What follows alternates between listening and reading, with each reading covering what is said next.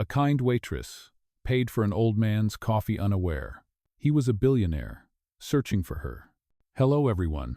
Before we begin today's story, I have a small favor to ask. Please hit subscribe and turn on the notification bell so you never miss our channel's new videos. It's quick, free, and the best way to support us in bringing you more dramatic stories. Your support means the world to us. Where are you watching from? Drop your city or country in the comments below. Thank you very much. Now, let's go back to our main character. The morning rain tapped softly against the windows of a small diner on the corner of Maple Street. The smell of fresh coffee and toasted bread drifted through the air as Lucy wiped down the counter, her hands trembling slightly from the chill that crept in every time the door opened. She'd been on her feet since dawn, her sneakers worn thin, her apron faded from too many washes. But when she looked up and saw the old man sitting alone in the corner booth, she couldn't help but pause. His coat was frayed, his hat damp with rain, and his eyes gray and distant were fixed on the cup of coffee in front of him. He reached into his pocket, frowned, then patted the other side, clearly searching for something. Lucy noticed the look of quiet embarrassment on his face as he realized he'd forgotten his wallet. "Don't worry about it," she said softly, stepping closer with a smile. "Coffee's on me today." The old man looked up, startled. "Oh no, I can't let you do that," he murmured, voice low and raspy. "It's just $3.50, she insisted. "Besides, you look like you could use something warm." For a moment, he simply stared at her, as if trying to decide whether kindness like that could still exist. Then his lips curved slightly. "Thank you," he said, his voice trembling as he wrapped his fingers around the cup. Lucy just nodded and went back to the counter, pretending not to notice the way his hands shook as he lifted the coffee to his lips. The morning rush came and went. By the time Lucy turned around again, the booth was empty, but a small folded receipt sat on the table with a single word scrawled in shaky handwriting: grateful. She tucked it into her pocket, smiled faintly, and went back to work. She didn't know that the man she'd just served wasn't what he seemed. Beneath the worn coat and the quiet demeanor was Alexander Grant, one of the wealthiest men in the city, a man who had spent years hiding behind business empires and headlines, but who that morning had simply wanted to see if real kindness still existed in the world. And now, because of a single cup of coffee, he had his answer and a name he would never forget: Lucy Carter. The rain had stopped by the time Lucy's shift ended, but the streets still shimmered with puddles that reflected the flickering diner sign. She pulled her worn jacket tighter and stepped into the cool air, the faint scent of coffee and grease clinging to her sleeves. It was past 9, and most of the city was winding down, but Lucy's night was far from over. She walked 3 blocks to the bus stop, the same route she took every night after closing. Her sneakers splashed through shallow water, and she counted each step like a rhythm she knew by heart. Rent was due in 2 days, her mother's medication refill notice sat on the kitchen counter, and her phone buzzed with another reminder from the college finance office. She sighed, checking her wallet. $23 and some loose change. Maybe 24 if she counted the pennies. Still, when she thought of the old man's grateful smile that morning, something in her chest warmed. Maybe that was worth more than money. When the bus finally arrived, she sat by the window and rested her head against the cold glass, watching raindrops chase each other down the pane. Across town, in a penthouse far above the city lights, Alexander Grant placed the small folded receipt on his mahogany desk. The paper looked fragile beneath the glow of the lamp, but the handwriting her name, Lucy, stood out clear and steady. It had been years since he felt anything close to surprise. Wealth had made people predictable. Kindness had become a currency no one spent without reason. Yet, that morning, a young woman had done something selfless without hesitation. He leaned back in his chair, remembering her voice, soft but certain. "It's just $3.50, he smiled faintly. That line had replayed in his mind all day. For the first time in a long while, Alexander felt curious. Who was she? The next morning, Lucy woke to the sound of her alarm blaring on the nightstand. Her tiny apartment smelled faintly of instant coffee and laundry detergent. She dressed quickly, tying her hair into a loose ponytail, and checked her phone. No messages, no missed calls. Another double shift awaited her. On the walk to the diner, she passed the same bakery she could never afford and the same bookstore with a help-wanted sign that had hung for months, but she did not have time for another job. At the corner, she paused to pick up a fallen newspaper from the curb. The headline read, "Alexander Grant Foundation expands humanitarian fund." She skimmed it absently, not recognizing the man in the small photo, the one with silver hair and calm gray eyes. At the diner, the morning rush was relentless. Customers filled every booth, coffee cups clattered, and Lucy moved like clockwork. Her coworker Marlene nudged her with a grin. "You're famous, you know. That old guy from yesterday came back asking for you." Lucy blinked, surprised. "He did? What did he say?" "Just that he wanted to thank you again. Said your kindness made his day." Lucy laughed softly, brushing it off. Guess that coffee really hit the spot. She did not notice the black sedan parked across the street or the man inside watching quietly through the rain-streaked glass. Alexander studied her through the window, the way she smiled at every customer, the way she apologized when a cup spilled, the way she carried herself with grace, even in exhaustion. He had spent years searching for people to trust with his fortune, his foundation, his legacy, and somehow, by pure chance, he had walked into the answer wearing an apron and second-hand shoes. As Lucy refilled another cup of coffee, she glanced outside, sensing something she could not name. A car engine idled softly, and behind the tinted window, she thought she saw a familiar outline, but when she blinked, it was gone. She shook her head, smiling at her own imagination, unaware that the man she had shown kindness to was already planning to change her life forever. By the end of the week, the rain had turned into snow. The diner's front windows fogged with steam as Lucy balanced a tray of pancakes and coffee cups between tables. She had grown used to long hours and aching feet, but that morning something felt different. A quiet tension lingered in the air, the kind that makes you look over your shoulder without knowing why. When she stepped behind the counter to refill the sugar jars, she caught a glimpse of a man sitting at the corner booth, the same booth where the old man had sat days before. Her heart skipped, but when she looked again, the booth was empty. She sighed, brushing off the thought. The bell above the door chimed, letting in a gust of cold air and a figure in a long dark coat. The stranger's shoes left a trail of melted snow across the floor as he approached the counter. "Excuse me," he said, voice calm, deep, familiar somehow. "Is Lucy Carter working today?" Lucy turned, a polite smile on her lips. "That's me. How can I help you?" The man removed his gloves, revealing a gold watch that caught the light. "My employer sent me," he said, sliding an envelope across the counter. "He asked me to deliver this to you personally." Her brows furrowed as she wiped her hands and took the envelope. The paper was thick, expensive, the kind used for wedding invitations. "Who's your employer?" she asked cautiously. The man only smiled. "He said you would know when you opened it." Before she could ask more, he turned and left, the doorbell chiming softly behind him. For a long moment, Lucy stood still, the envelope cold in her hands. Marlene nudged her from behind. "Girl, if that's a job offer, take it. You need a break." Lucy laughed nervously and tore open the flap. Inside was a letter written in neat, elegant handwriting. "Dear Miss Carter," it began. "Sometimes the smallest acts of kindness ripple farther than we imagine. You once gave a stranger a cup of coffee. That stranger would like to invite you to lunch tomorrow at noon at the Grant Hotel. No obligations, just gratitude. A.G." She stared at the initials, her pulse quickening. A.G. The name tugged at her memory. She grabbed her phone, searching the name online. "Alexander Grant," she whispered when the results appeared, the billionaire philanthropist she had read about in the newspaper. The same man from the photo. Her hands trembled as she looked again at the letter. "No way," she breathed. "It cannot be him." The next day, Lucy stood outside the grand entrance of the Grant Hotel, her reflection small in the glass doors. The doorman greeted her with a nod, guiding her inside. Crystal chandeliers glimmered above polished marble floors, and a pianist played softly in the background. She felt completely out of place. Then she saw him.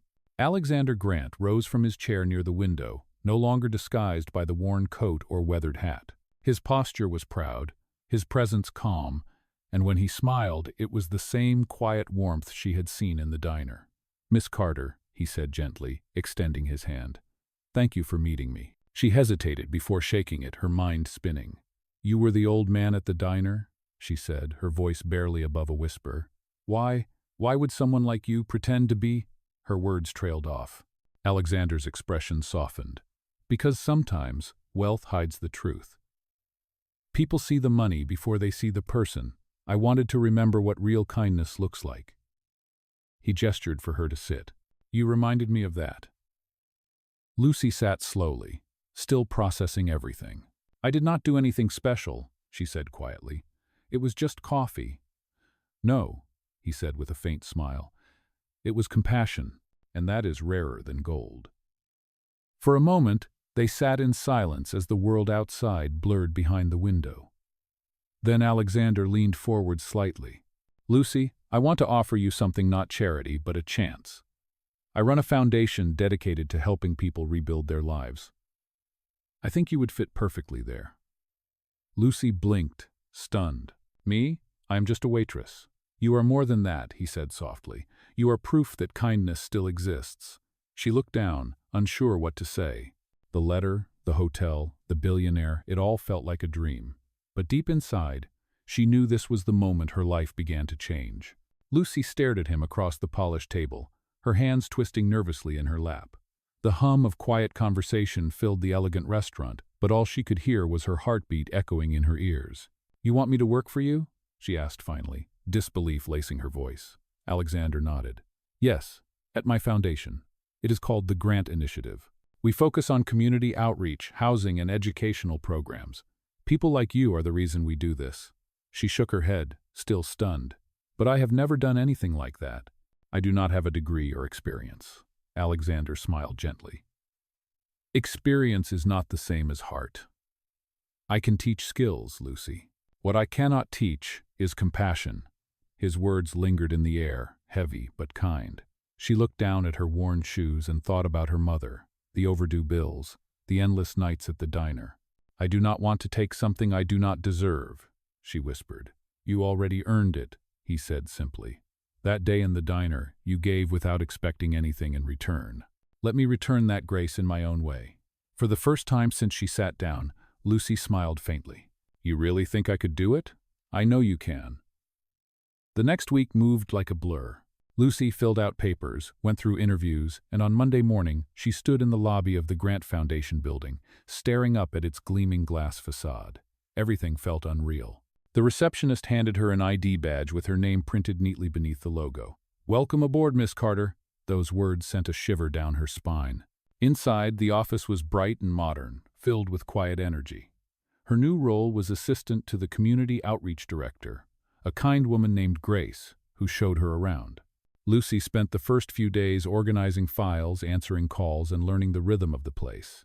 Everyone treated her with warmth, but she often caught herself wondering if she truly belonged there. One afternoon, as she was reviewing a stack of proposals, she felt someone watching her. She looked up to see Alexander standing by her desk, hands in his pockets, a smile on his face. "How are you settling in?" he asked. "Trying not to break anything," she said, half laughing. "You will not," he replied. "You have a good instinct for people. That is something we value more than numbers." He leaned slightly closer, lowering his voice. "There is a board meeting tomorrow evening. I would like you to sit in, just to observe. You might learn more than you think." Her eyes widened. "Me? In a board meeting?" "Yes," he said simply. "You belong here, Lucy. Remember that." The next evening, she sat at the far end of a long table surrounded by executives in suits. They discussed budgets, projections, and charitable partnerships. Lucy listened quietly until one man, tall and sharp, questioned a new community project. "It sounds nice on paper," he said, "but helping people who cannot help themselves is a waste of resources." The words hit her like a slap. Before she could stop herself, she spoke. "That is not true," she said firmly.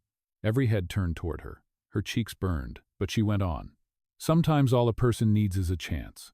Someone believed in me when I did not believe in myself. People do not need saving. They need opportunity."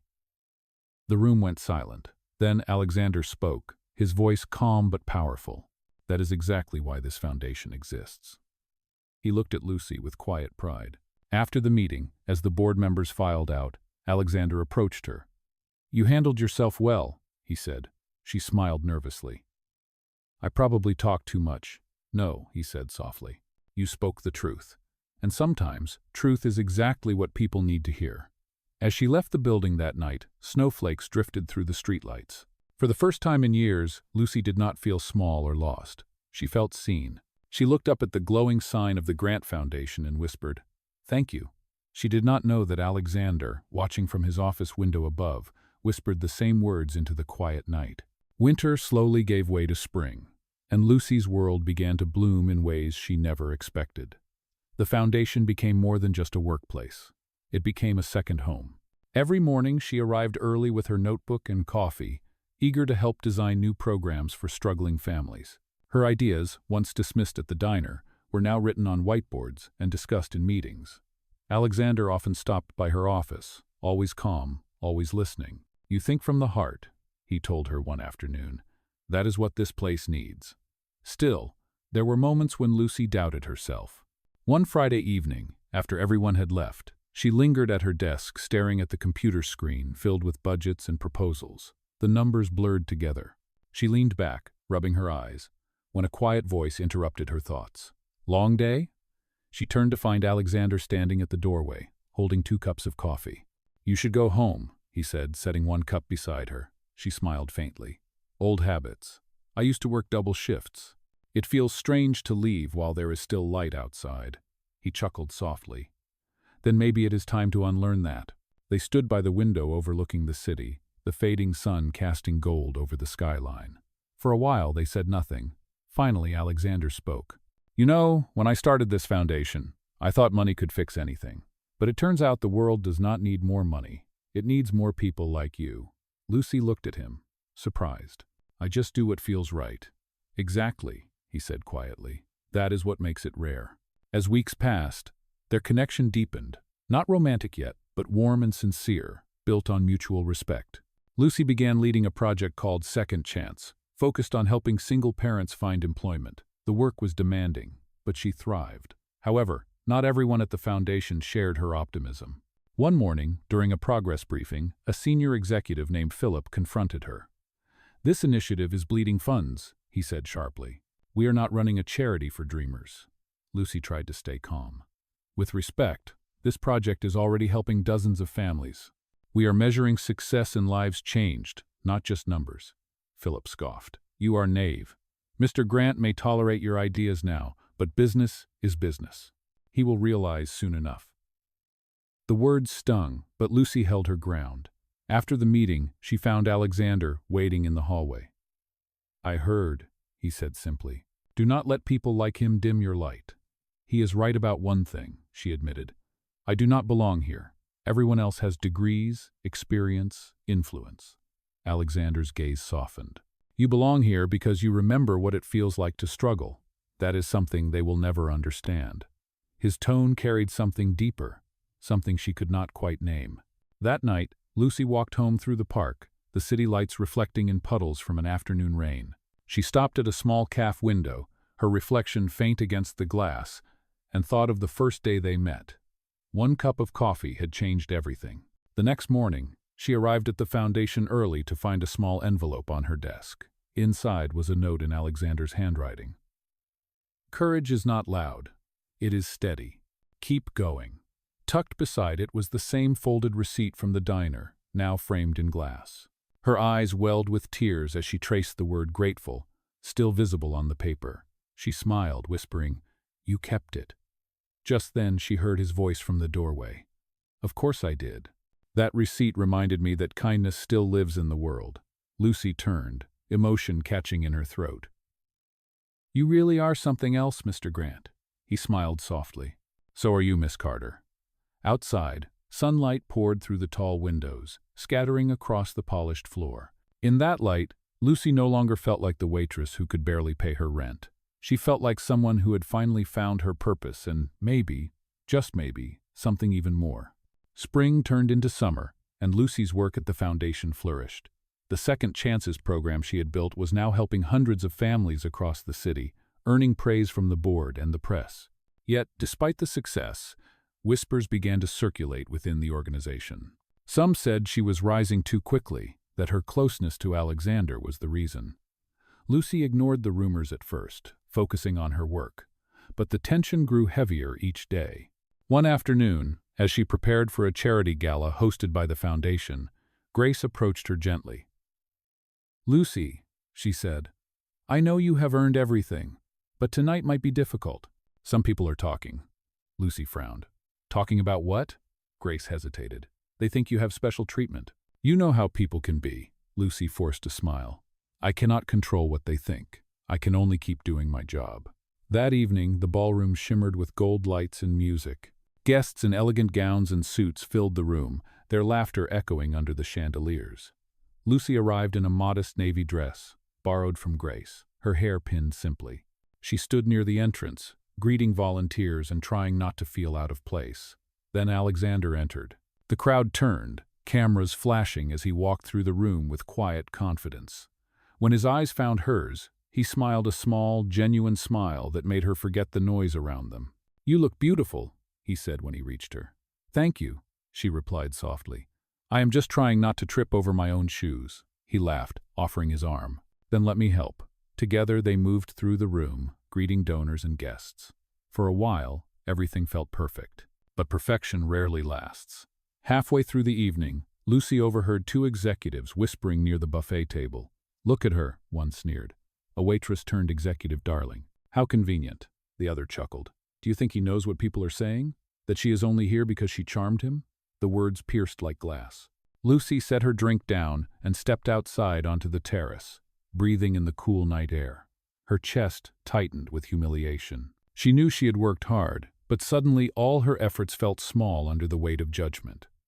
A moment later, the door opened behind her. Alexander's voice was calm but concerned. "You left so suddenly. Are you all right?" She turned toward him, forcing a shaky smile. "I just needed air." He studied her face, understanding more than she said. "Do not let them get to you," he said quietly. "People will always talk, especially when they see something they do not understand." "It is not fair," she whispered. "I never wanted anyone to think I earned this because of you."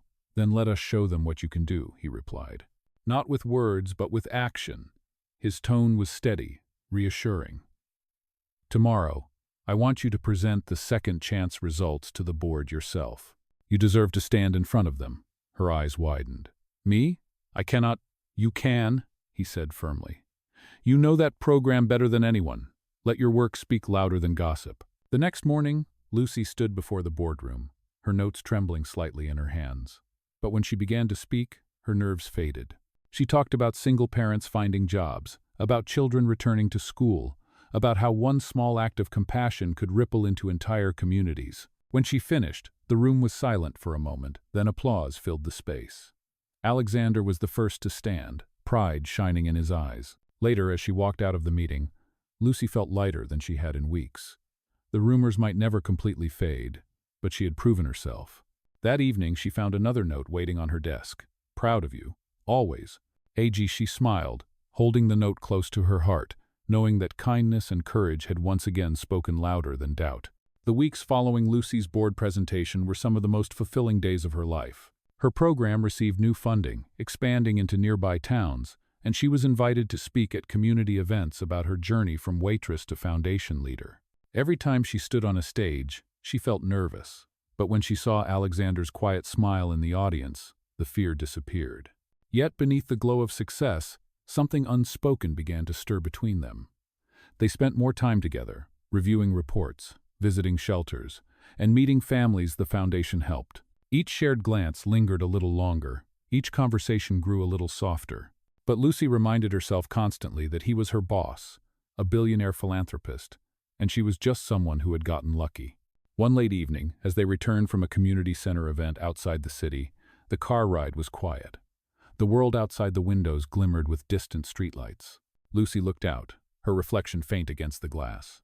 "You know," she said softly, "sometimes I still feel like I am back at that diner, waiting for the next shift. Like all of this could disappear any second."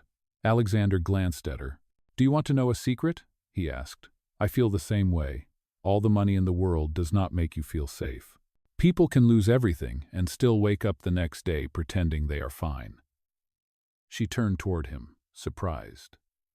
"You? Lose everything?" He nodded. "I lost my wife 8 years ago. After that, I poured myself into work. I stopped trusting people, stopped believing in simple kindness. Then one morning, a young woman paid for my coffee and smiled like it cost nothing. It changed everything." The car grew silent again, the air heavy with emotion. Lucy's eyes softened. "I am sorry," she whispered. "You do not have to be," he said quietly. "You gave me something to believe in again."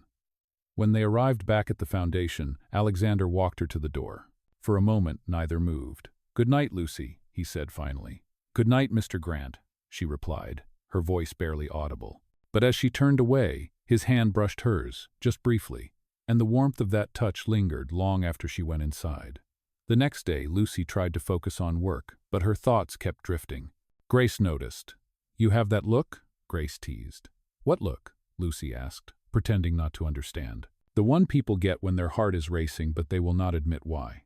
Lucy laughed it off, but inside, she knew Grace was right. She was falling for him slowly, quietly, against all reason. Days later, Alexander invited her to join him for a charity dinner in another city. "It is a networking event," he explained, "but I would like you there. You have a way of making people see the good in what we do." The evening was grander than anything Lucy had ever experienced. Wealthy guests filled the hall, the kind of people who owned private jets and island homes. Yet amid all the luxury, Lucy's sincerity stood out. She spoke with donors about the real families behind the numbers, about the children who had gotten their first homes or returned to school. When she finished, Alexander caught her eye from across the room, his expression one of quiet admiration. Later that night, as the event ended and the guests departed, Alexander found her standing by the balcony overlooking the city. "You were extraordinary tonight," he said. "You make people believe in what matters." She smiled, blushing slightly. "I was just being honest." "That is exactly what this world needs more of," he said, stepping closer. For a moment, they stood in silence, the night air cool between them. Then he added softly, "Lucy, there is something I have been meaning to tell you." Her heart raced. "What is it?" He hesitated, searching her eyes. "Tomorrow," he said finally. "I will tell you tomorrow." She nodded, trying to hide her curiosity, unaware that tomorrow would bring a truth neither of them was ready for. The next morning arrived with the soft hum of city life outside Lucy's apartment window.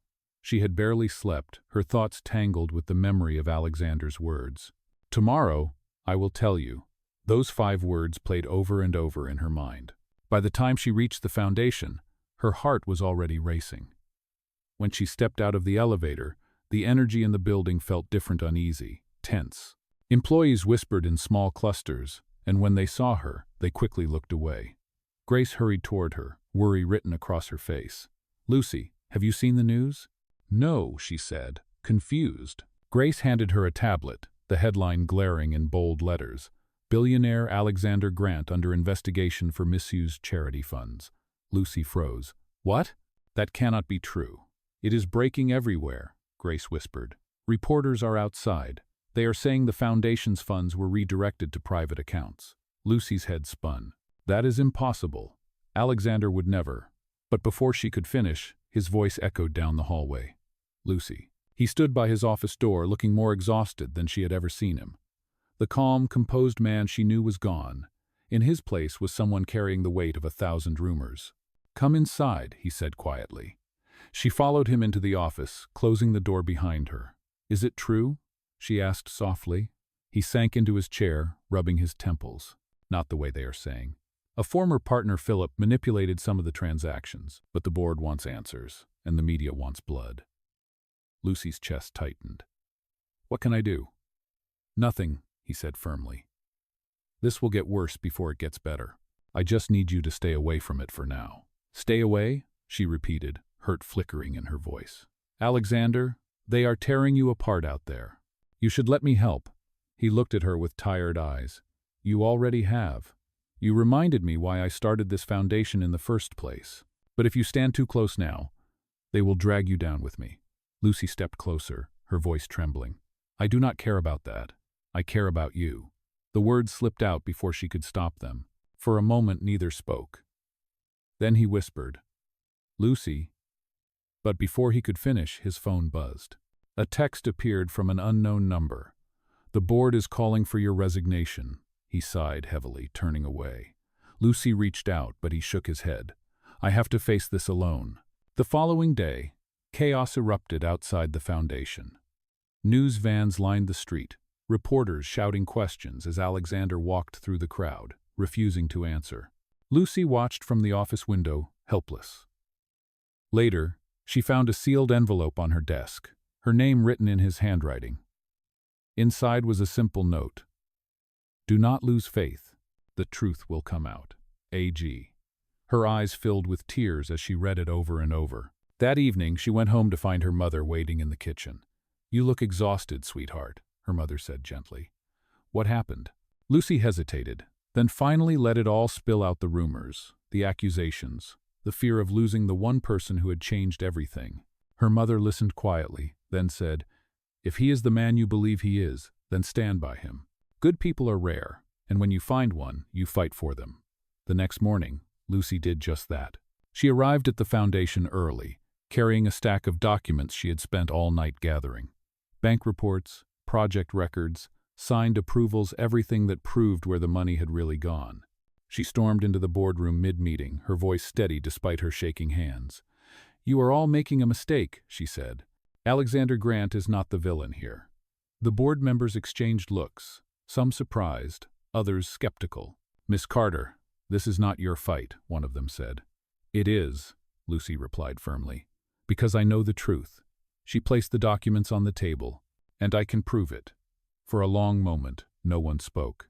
Then, slowly, the chairman reached for the folder. As the pages turned, the truth began to unfold, and for the first time in days, Lucy saw a flicker of hope. Days turned into weeks, and the storm that had nearly destroyed Alexander's reputation finally began to fade. The board's investigation concluded that Philip, the same man who had once questioned Lucy's ideas, had diverted funds to his own shell companies. The evidence Lucy provided had exposed everything. Within hours, the headlines changed. Alexander Grant, cleared of all charges, employees' courage uncovers the truth.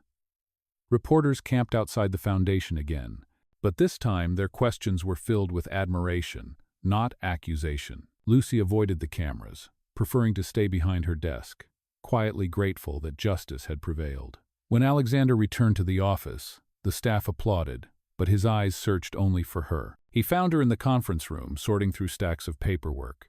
"I was beginning to think you would not come back," she said softly without looking up. "You did not leave me much choice," he replied with a faint smile. "You saved my name, Lucy." She looked up, meeting his gaze. "You saved me first." There was a long pause, the kind of silence that felt like a beginning rather than an end. "You once told me kindness still existed," he said, taking a step closer. "You proved it. Not just to me, but to everyone." She smiled, emotion welling in her eyes. "I only did what was right. And that," he said gently, "is what makes you extraordinary." A few days later, the foundation hosted a small ceremony to honor Lucy's contribution. The main hall was filled with volunteers, families, and community members whose lives had been changed by the foundation's programs. As she stepped onto the stage, the audience rose to their feet in applause. Alexander stood nearby, watching with quiet pride. "When I started here," Lucy began, her voice steady but warm, "I was just a waitress who believed kindness could make a difference. Today, I know it can. Because when you give without expecting anything in return, life finds a way to give back." The crowd erupted in applause again, and for the first time, she felt she truly belonged. After the ceremony, Alexander approached her with a small box in his hand. "I have something for you," he said. Inside was the same diner receipt now framed beneath glass, the word "grateful" still visible, but this time engraved in silver beneath it were the words, "For Lucy Carter, who turned kindness into a legacy." She blinked back tears, her hand trembling slightly as she traced the lettering. "You kept it all this time," she whispered. "I told you I would," he said softly. It was the moment everything changed. The evening sun streamed through the tall windows, casting warm light across the marble floor. For a moment, neither spoke. Then, with quiet certainty, Alexander reached for her hand. "Lucy," he said, his voice low but steady, "I have spent years building things, companies, charities, fortunes, but none of them ever mattered as much as this, as you." She felt her breath catch. "Alexander," he smiled, "you gave me back my faith in people. Now I want to spend whatever years I have left giving that faith back to you, not as your employer, but as the man who owes you everything." For the first time, Lucy did not hesitate. She stepped closer, her fingers intertwining with his. "You do not owe me anything," she whispered. "We just found each other at the right time." Outside, the city glowed beneath a golden sky, the same city where a small act of kindness had once changed two lives forever. As they stood together, hand in hand, Alexander looked at her and said quietly, 1 cup of coffee, Lucy. That is all it took." She smiled through tears, replying, "Then let us never stop sharing it." And as the lights dimmed behind them, the story that began with a simple act of kindness ended not with an ending, but with a promise. The promise that compassion, no matter how small, could rewrite an entire life.